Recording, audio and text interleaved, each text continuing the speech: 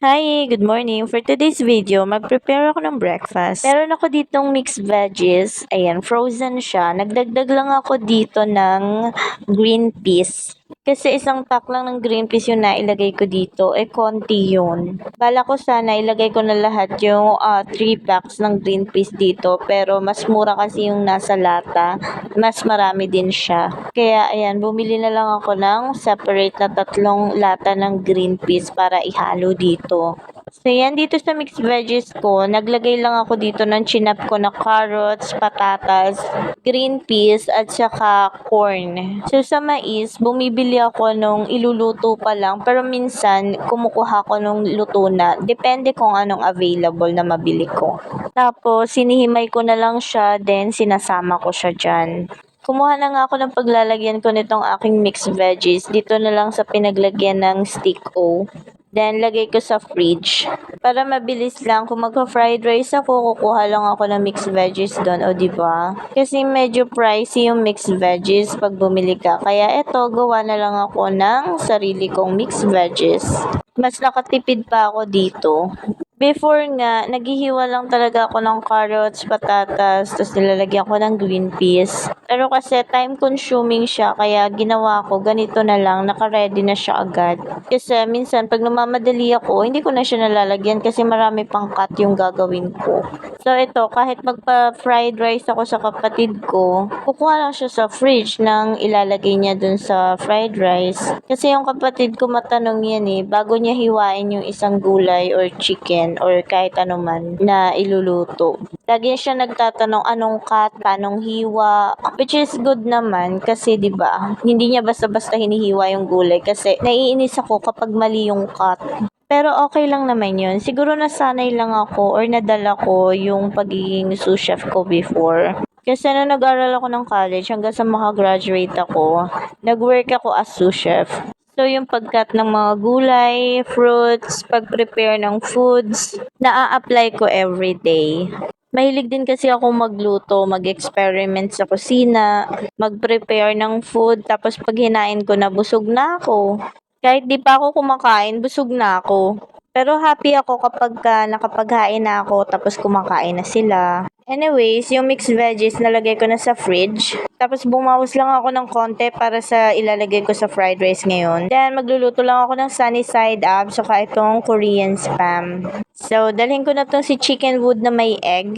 Iluluto ko na ang itlog mo. I mean, yung manok na kahoy yung hawak ko. So yan, start na ako magluto sa malinis na kawali. Nilagyan ko ng mantika. Nung mainit na yung mantika, isa-isa na akong naglagay ng itlog for my sunny side up egg. Nilagyan ko ito ng konting iodized salt. Meron ako ditong pang shape ng egg for perfect sunny side up. Pero hindi ko na ginamit.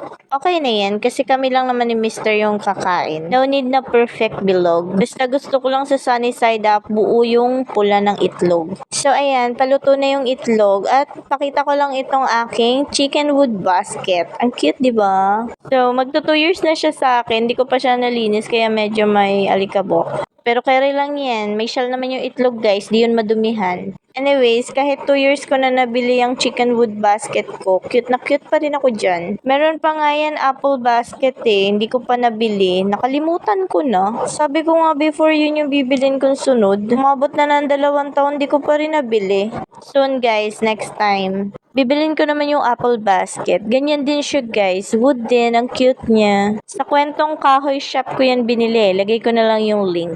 Going back, natapos ko na iprito yung Korean spam. Then, next ko naman dito is yung aking fried rice with mixed veggies. So, una ko nga nilagay dyan yung mixed veggies. Tapos, nung medyo maluto na siya, nilagay ko na itong rice. Itong kanin na bahaw ba, gawin nating espesyal. Tinimplahan ko lang to ng konting iodized salt, seasoning magic syrup, and konting black powder pepper. Tapos, lalagyan ko ito ng oyster sauce. Dapat talaga, Java mix powder yung ilalagay ko dito. Kaya lang naubusan na pala ako. Kaya, back to my traditional fried rice, oyster sauce na lang. So yan, luto na ang aking fried rice with mixed veggies. Maya-maya nga dumating na si Mister may dalang saging. Alam ko yung saging na yan medyo hilaw pa. Pero carry lang, at least hindi siya ma-overripe. Ilalagay ko lang siya dito sa aking cute na banana holder.